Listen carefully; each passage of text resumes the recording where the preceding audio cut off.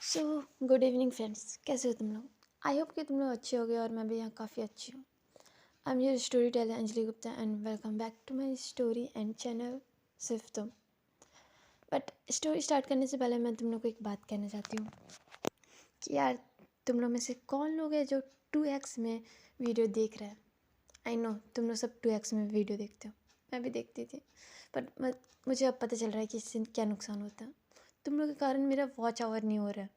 हाँ, and YouTube मुझे इससे इधर पूछता है कि क्या हुआ, तेरे व्यूअर्स क्यों नहीं देख रहे हैं। मैं क्या बताऊँ कि मेरे व्यूअर्स 2x में स्टोरी सुन के चल जा रहे हैं। प्लीज़ यार, मेरे व्यूज़ बढ़ा दो, व्यूज़ भी स्टक हो गया। एंड मेरे पास कंसिस्टेंट रहने के अलावा कोई उपाय नहीं। सो इसलिए here I am with the new part of this story. चलो, अब क्या ही कर सकते हैं। बट कोई उपाय हो तो बताना कि व्यूज़ कैसे बढ़ते हैं, या फिर मेरे ही बस का मारा है क्या, पता नहीं यार। अच्छा चलो। सो सिर्फ तुम के लास्ट पार्ट में हम लोग ने देखा था कि इधर इधर आद्या अनन्या मैम से सॉरी बोलती है सुबह के इंसिडेंट के लिए। बट अनन्या मैम उसे अच्छे से समझाती है। और इधर जब वो क्लास में वापस जाती आती है तो वहाँ पे होती है काव्या। काव्या सिया एंड रिया को डांट रही थी एंड उसे एक बार वार्निंग देती है। बट सिया फिर से क्लास में बात करती है तो उसके एक चौक मारती है। एंड इधर फिर छुट्टी हो जाती है एंड सारे बच्चे अपने घर जाते हैं। एंड इधर रात को आद्या अपने रूम में होती है और अपने पेरेंट्स से बात कर रही होती है। हाँ, अपनी मम्मी से और अपने भाई से।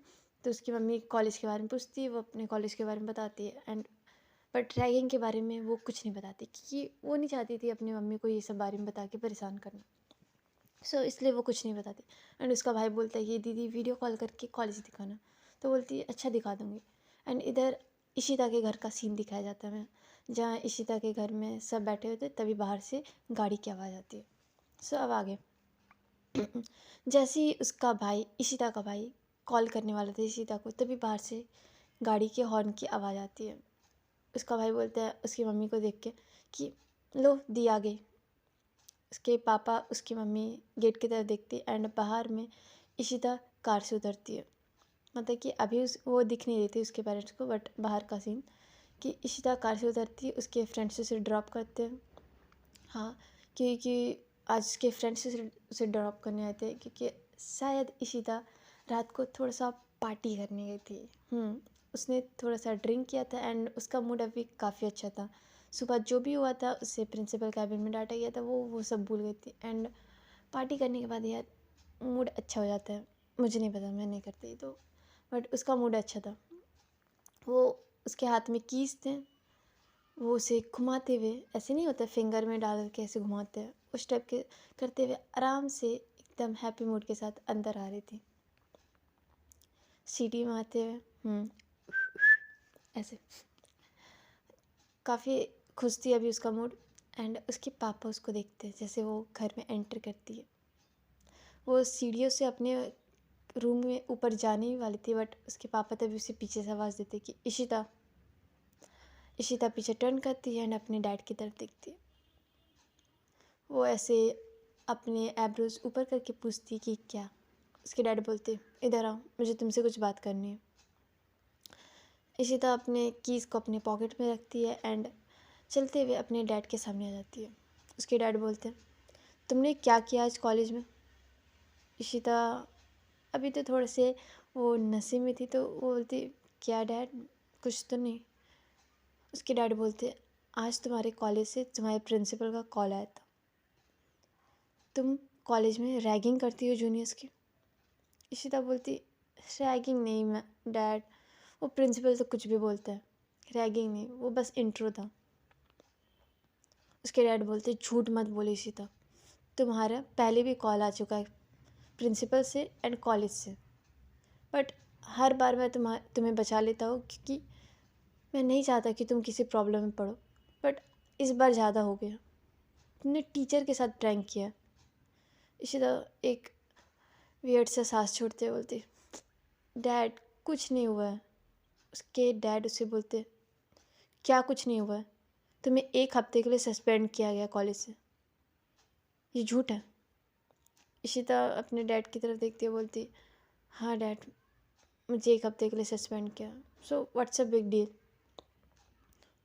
उसके डैड को इशिता की बातें सुन के गुस्सा आ रहा था एंड इशिता के हाल चाल देख के वो समझ आती कि उसने ड्रिंक किया है थोड़ा सा, क्योंकि इशिता थोड़ा सी उसकी आंखें झपक रही थी, पलकें झपक रही थी एंड वो थोड़ा सा खड़े होते हुए, जब कंट्रोल नहीं रहता इंसान के पास ड्रिंक करने के बाद, तो थोड़ा सा वो हिल रही थी। उसके डैड बोलते हैं, तुमने ड्रिंक किया? इशिता बोलती, हाँ डैड, बस थोड़ा सा। वो मेरे फ्रेंड का एक बर्थडे पार्टी था, किसी फ्रेंड का, तो वहीं हम लोग पब गए थे, तो वहीं पे ड्रिंक किया हम लोगों ने थोड़ा सा, बस लिटिल बिट। उसके डैड बोलते, और तुम ड्रिंक करके घर आ रही हो इशिता? इशिता कुछ नहीं बोलती। उसके डैड का गुस्सा अब चढ़ चुका था कि पहले कॉलेज से रैगिंग का कॉल आना एंड अब इशिता ड्रिंक करके घर आई है। उसके डैड एक थप्पड़ मारते इशिता को। एंड कोई नॉर्मल सा प्यार वाला थप्पड़ नहीं, ज़ोर से मारता है।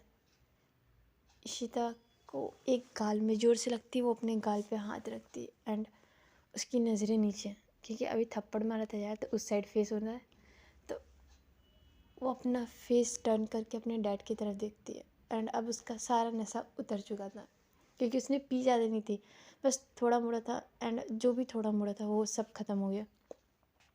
उसके डैड बोलते हैं, मैं तुम्हें लास्ट बार वार्निंग दे रहा हूँ इशिता कि तुम अपनी ये सारी फालतू हरकत बंद कर दो। ये पब जाना, ये दोस्तों के साथ इधर उधर आवारागर्दी करना एंड कॉलेज में सबको परेशान करना, मैं तुम्हें कब तक बचाऊंगा? मैं ट्रस्टी हूँ, तो इसका मतलब ये नहीं कि तुम कॉलेज में कुछ भी करोगे। तुम्हारे कारण मेरा नाम बदनाम हो रहा है, हमारी फैमिली का नाम बदनाम हो रहा है। इशिता अपने डैड की तरफ बस देखती है एंड एक थप्पड़ मारने से उसके गाल पे उसके पापा के हाथ का छाप हो गया था एंड उसके एक आँख में एक बूंद आंसू निकल गया था, क्योंकि यार ज़ोर से थप्पड़ लगा था, तो अगर इंसान रोना ना भी चाहे तो फिर भी एक बूंद आंसू तो निकल ही जाता है। तो इशिता का यही हाल था, वो बस अपने डैड की तरफ देख रही थी। उसके डैड उससे बोलते हैं कि मैं तुम्हें लास्ट बार बता रहा हूँ, अगर तुमने ये सारी चीज़ें बंद नहीं की तो मुझे कुछ और कदम उठाना पड़ेगा जो कि तुम सह नहीं सकती, और अपनी सब फालतू दोस्तों के चक्कर छोड़ दो। क्या नाम है तुम्हारे दोस्तों का? अंकित, रिया, अंकित, रितु, रवि, वो सब तो ठीक है, मैं उन लोग से तुम्हें दोस्ती तोड़ने नहीं बोलता, वो सब तुम्हारे बचपन के। बट वो जो तुम्हारे फालतू फालतू दोस्त बने कॉलेज में, जो हमेशा पबिंग करते हैं, क्लबिंग करते हैं एंड दिन भर इधर से उधर घूमते रहते हैं और पढ़ने का कोई इरादा ही नहीं है, मैं उनसे दोस्ती तोड़ने बोल रहा हूँ तुम्हें। मैं तुम्हारा डैड हूँ इशिता, मैं तुम्हारा अच्छा ही चाहूँगा। और तुमने अपनी मार्क्स देखे हैं, तुम्हारे 2 सब्जेक्ट में बैकलॉग लगे हुए हैं। तुम्हें कोई अंदाज़ा भी है तुम क्या कर रही हो? आगे चल कर के तुम्हें हमारी कंपनी में आना है, काम करना है, संभालना है हमारी कंपनी, एंड तुम ऐसे संभालोगी? इशिता के मुंह से एक भी आवाज़ नहीं निकलता, बस वो थोड़े से थरथराते लफ्ज़ों से बोलती है, डैड, आई एम सॉरी। उसके डैड बोलते हैं, अपने रूम पे जाओ इशिता एंड अब से ये सब करना बंद करो अपना। इशिता को गुस्सा तो आ रहा था, क्योंकि उसके डैड, देखो, उसके डैड से उसका ऐसे कोई पंगा नहीं था, उसके फैमिली में अच्छा माहौल था, उसके डैड से भी उसका काफ़ी बनता था एंड मॉम भाई सबसे उसका अच्छा बनता था एंड उसके डैड उसे डांटते थे, बट ऐसे कभी नॉर्मली मारते नहीं थे एक थप्पड़, बट आज उसके डैड ने उसे एक थप्पड़ मारा था, जो कि इशिता के लिए बिग डील था। हाँ, बट ये सब उसके डैड ने उसे समझाने के लिए किया था। इशिता गुस्से में टर्न करती है, अपने आंखों में एक बूंद आंसू लिए एंड वो चलते हुए सीधे ऊपर के स्टेयर्स की तरफ जाती है एंड अपने रूम की तरफ जाती है। उसकी मॉम और उसका भाई ये सब देखता है। उसकी मॉम इशिता को पीछे से आवाज़ लगाती है कि इशिता रुक जाओ बेटा, रुक जाओ, मेरी बातें सुनो। इशिता कुछ नहीं सुनती, वो ऊपर डायरेक्ट अपने रूम की तरफ जाती है, अपना डोर ओपन करती एंड रूम में एंटर करके ज़ोर से एकदम पटकते हुए, नहीं होता है वैसे, पटकते हुए अपना डोर क्लोज़ करती है। इधर इशिता की मॉम उसके डैड की तरफ देखती है और बोलती, आपको क्या ज़रूरत है उसे थप्पड़ मारने की? आप ऐसे बोल के भी तो समझा सकते थे ना उसे। उसके डैड बोलते हैं, ये ज़रूरी था, तुमने देखा नहीं वो आजकल कितनी बिगड़ गई है, दिन में अपने दोस्तों के साथ इधर उधर घूमते रहती है एंड अब वो ड्रिंक करके घर आई। उसकी मॉम बोलती है आई नो कि उसने गलत किया, उसे कॉलेज में ये सब नहीं करना चाहिए, ड्रिंक करके घर नहीं आना चाहिए, बट हम उसके पेरेंट्स हैं और अब वो बड़ी हो गई है, हम उसे प्यार से समझाना चाहिए, ऐसे मार पीट के अब वो बच्ची नहीं रहेगी। उसके डैड बोलते कुछ नहीं हुआ है, वो कल अभी गुस्सा है बट कल शांत हो जाएगी, आई नो वो मेरी बेटी है एंड मैं उसे उसका भला ही चाहता हूँ, वो कल ठीक हो जाएगी, मैं उससे बात करूँगा कल। उसकी माँ सोचती है कि इन्हें समझा के तो कोई फ़ायदा नहीं है, ये दोनों बाप बेटी का अपने ही अकड़ है। उसकी माँ उसके भाई की तरफ देखती है एंड बोलती है कि जाके देखना तो तुम्हारी दी क्या कर रही है। उसका भाई अभी मना तो कर नहीं सकता था, वो भी हाँ कहता है एंड ऊपर जाता है एंड ऊपर इशिता अपने रूम में, उसे काफ़ी गुस्सा आ रहा था और उसे सारा गुस्सा सिर्फ और सिर्फ आध्या पे आ रहा था। जबकि कॉलेज से कंप्लेन अनन्या मैम के कारण हुआ था, बट उसे भी पता है वो अनन्या मैम का कुछ कर नहीं सकती, उसके पास उतना पावर नहीं है, बट वो आध्या पे तो गुस्सा कर ही सकती है। एंड उसे लग रहा था कि आध्या ने ही अनन्या मैम के पास उसकी कंप्लेन की, क्योंकि जब आध्या को उसने रोज़ दे करके और अनन्या मैम से बोलने के लिए कहा था, तभी शायद आध्या ने जल्दीबाजी में अनन्या मैम को बता दिया एंड इसी बात का गुस्सा है, उसे लगता है आध्या ने अनन्या मैम के पास तभी कंप्लेन कर दिया। एंड इशिता अपने आंखें बंद करती है और गुस्से में अपनी मुट्ठी दबाती है और बोलती है अच्छा तुमने बहुत गलत किया, बहुत शौक है ना तुझे कंप्लेन करने का। अब मैं बताती हूँ कि रैगिंग असली में क्या कहते किसे हैं। मैं तुम्हारी पूरी कॉलेज लाइफ हेल बना दूंगी और तुम सोच भी नहीं सकती कि तुम्हारे साथ क्या क्या होगा। इसी तरह ये सारे अपने मुट्ठी बंद करके आंखें बंद करके गुस्से में खुद से कह रही थी एंड वो अपना फ़ोन लेकर के बेड पे ज़ोर से पटक देती है। हाँ, बेड पे पटकने से उसका फ़ोन टूटता नहीं, बट वो ज़ोर से पटक देती है। इधर तभी उसके डोर पे नॉक होता है, ठक ठक। इशिता अपने डोर की तरफ देखती है, बाहर से आवाज़ आता है कि दी क्या हुआ, गेट खोलो ना प्लीज़, मुझे आपसे बात करनी है। मॉम ने आपको बुलाया, आपने कुछ रिस्पॉन्स भी नहीं किया, प्लीज़ गेट खोलो ना। इशिता बोलती है, तो उसके भाई का तो अब नाम बताना ही पड़ेगा, तो इशिता बोलती है जय तू जा, मेरा अभी तुझसे बात करने का बिल्कुल मूड नहीं है।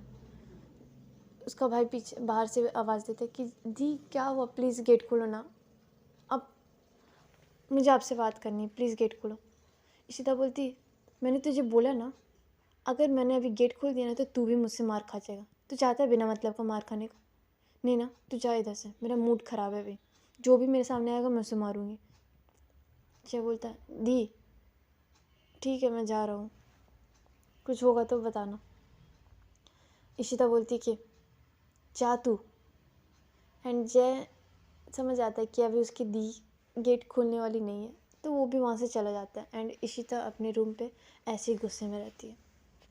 एंड इधर हमें दूसरी तरफ वही बड़ी सी बिल्डिंग का बड़ा सा आलीशान सा फ्लैट दिखाई देता है, जो कि अनन्या मैम को होता है। अनन्या अपने फ्लैट के वहाँ बालकनी में खड़ी थी, जहाँ से अभी दिल्ली का व्यू दिख रहा था एंड ऊपर से यार, मतलब कि उसका फ्लैट काफ़ी ऊपर वाले फ्लोर पे था, तो वहाँ से दिल्ली का पूरा ऑलमोस्ट बहुत ज़्यादा पार्ट दिख रहा था, मतलब कि काफ़ी बड़ा शहर दिख रहा था। एंड रात था तो पूरा अंधेरा एंड बिल्डिंग्स की बस लाइट दिख रही थी, काफ़ी ब्यूटीफुल सा व्यू लग रहा था। एंड वहाँ से हमें वो जो दिल्ली में उधर साइड में कोई एरिया था ब्यूटीफुल सा,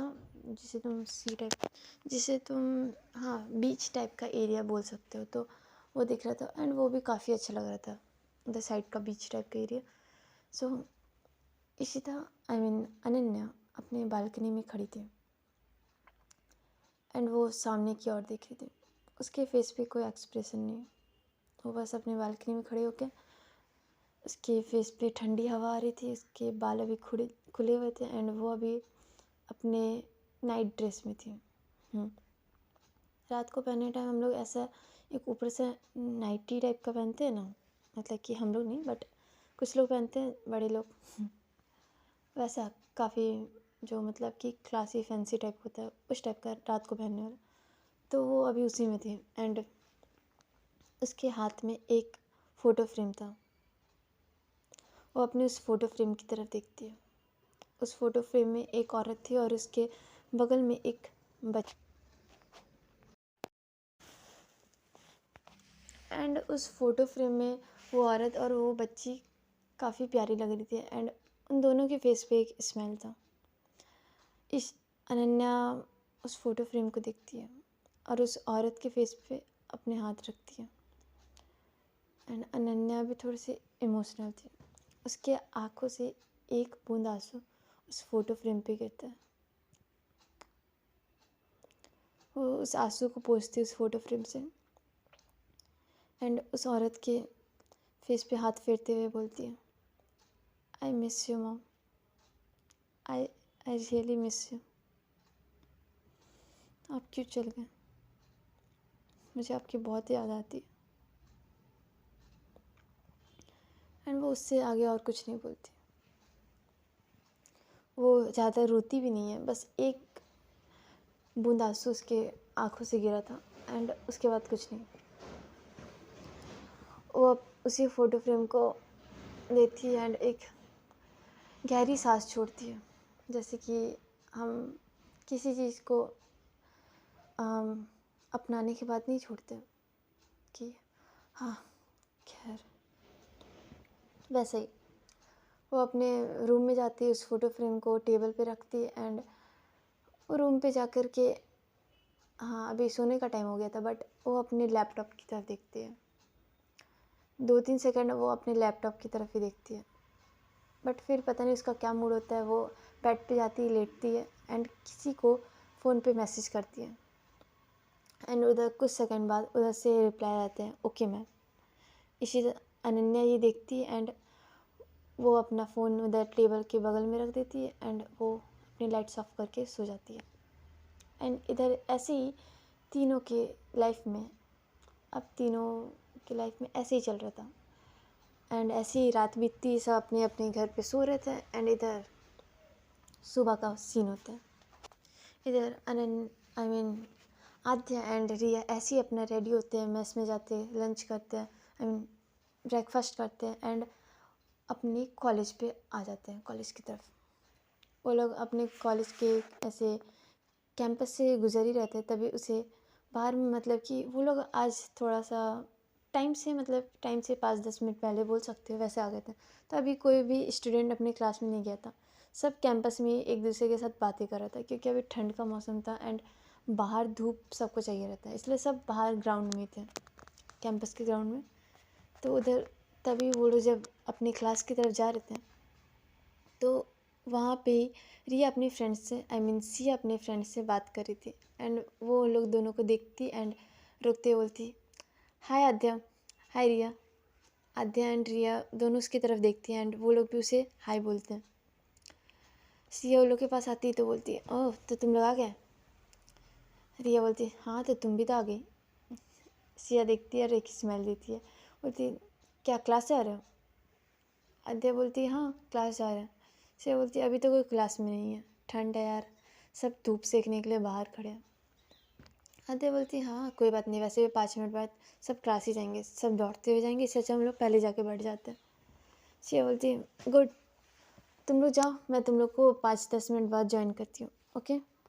एंड ऐसा करके सिया वापस से अपने फ्रेंड्स के पास चल जाती है एंड आद्या और रिया अपने क्लास की तरफ जाने लगते हैं एंड कॉरिडोर मतलब कि क्लास जाते टाइम कॉरिडोर होता है तो वहाँ पे अभी पूरा सन्नाटा था क्योंकि कोई बच्चा अभी उधर था नहीं और ना ही कोई क्लास की तरफ था, तो वो पूरा खाली था। एंड जाते हुए रिया अपने जैसे कि आद्या और रिया साथ में जाते बट रिया वहीं पे अपने एक कदम रोक लेती है और रुक जाती है। आद्या उसकी तरफ देखती है, बोलती है ये क्या हुआ? रिया बोलती है ओह शिट यार, मुझे मेरा आईडी कार्ड लेना था प्रिंसिपल सर से। आद्या बोलती ओह हाँ मैंने तो ले लिया था, तूने नहीं लिया था। रिया बोलती यार मेरा आया नहीं था एंड मैं भूल गई, तू ना क्लास जा, मैं अभी झट से प्रिंसिपल सर से अपना आईडी कार्ड लेके आती हूँ जल्दी से, ओके। आद्या बोलती है ठीक है तू जा, मैं तुझे क्लास में मिलती हूँ। एंड ऐसा कह के रिया उधर से जल्दीबाजी में प्रिंसिपल कैबिन की तरफ चल जाती, क्योंकि उसके बाद थोड़ी देर बाद क्लास का टाइम हो जाता इसलिए। एंड इधर आद्या कॉरिडोर में अकेले जा ही रही थी कि तभी किसी रूम से कोई हाथ निकलता और उसे उस रूम में खींच लेता।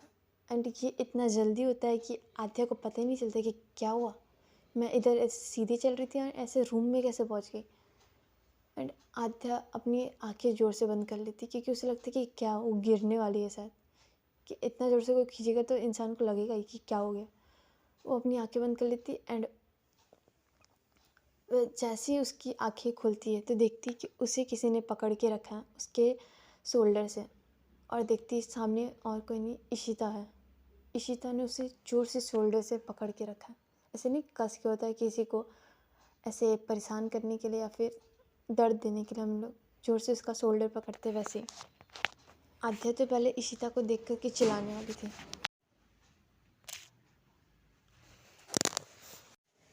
सो गाइस, आज का पार्ट यहीं पे ख़त्म होता है और तुम लोग कमेंट में बताना कि तुम लोग को ये पार्ट कैसा लगा। तब तक के लिए बाय बाय।